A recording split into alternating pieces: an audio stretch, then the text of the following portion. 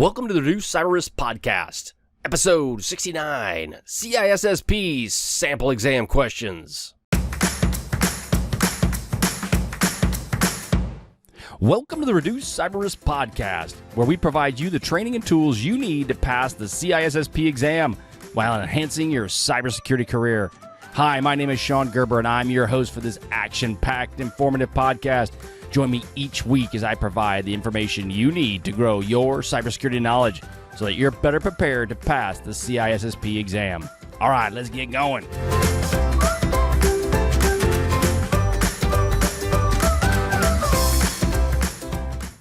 Well, hello. How are y'all doing today? This beautiful day. It is a balmy, about 30 degrees outside in the city of Wichita, Kansas, in the heart of the United States.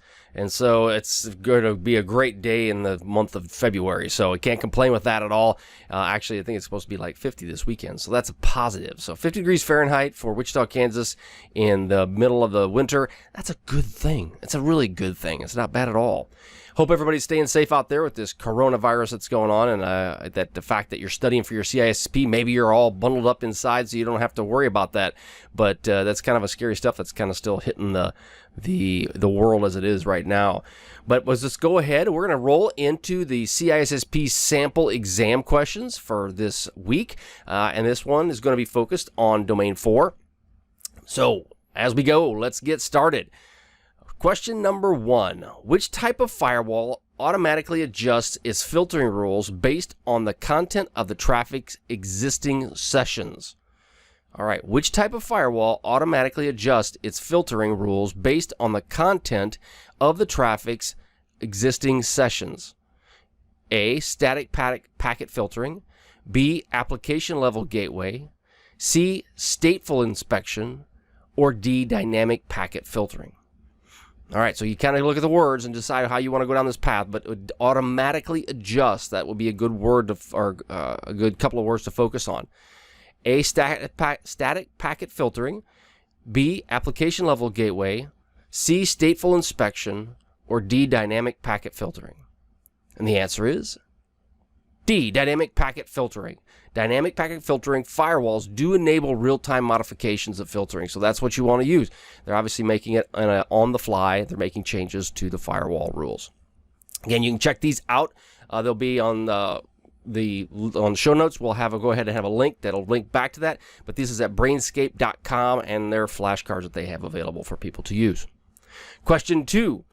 By examining the source and destination addresses, the application usage, the source of the origin, and the relationship between the current packets with the previous packets of the same session, firewalls are able to grant broader range of access for authorized users and activities and actively watch for and block unauthorized users' activities. Okay, that's like a gob of words in a very small area.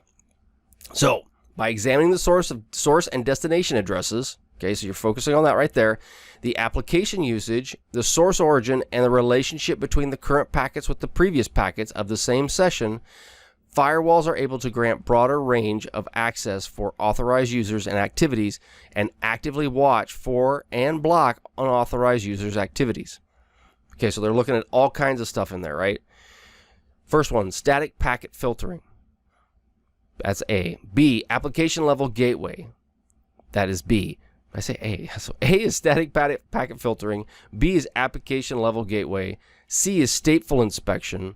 Or D is circuit level gateway. Okay, for one, I've never heard of a circuit level gateway. So that one was gone. So you got to deal with static packet filtering, application level gateway, stateful inspection, or circuit level gateway. All right, so the answer would be C, stateful inspection. Stateful inspection firewalls are able to grant broader range access for authorized users, and they actively watch for and block unauthorized users' activities. That is the stateful. Question 3. Which of the following can be used to bypass even the best physical and logical security mechanisms to gain access to a system? A, brute force attacks. B, denial of service. C, social engineering, or D, port scanning. Which of the following can be used to bypass even the best physical and logical security mechanisms to gain access to a system? A, brute force attacks. B, denial of service. C, social engineering, or D, port scanning?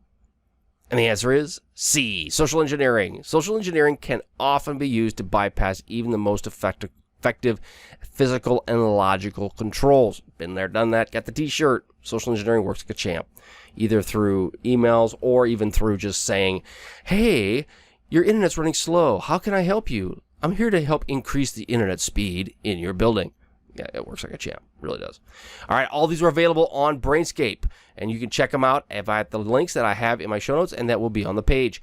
All right, I hope you have a wonderful day. Please go to shongerber.com. That's SHONGERBER.com, and check out all my free content. Sign up for my email list, and you too can get access to my CISSP mini course. It's awesome. And then from there, we'll be giving you all kinds of free stuff as time goes on. So have a wonderful day, and we'll catch you on the flip side. See ya. Thanks so much for joining me today on my podcast. Head over to ShonGerber.com and look at all the free content that I have available for you. There is a CISSP mini course, free CISSP exam questions, podcasts, and so much more. It's all available to my email subscribers, so sign up. If you want my personalized CISSP training, purchase my training courses, and I'll be there to help you with your CISSP needs so you can pass the test the first time. Thanks so much for listening. We'll catch you on the flip side. See ya.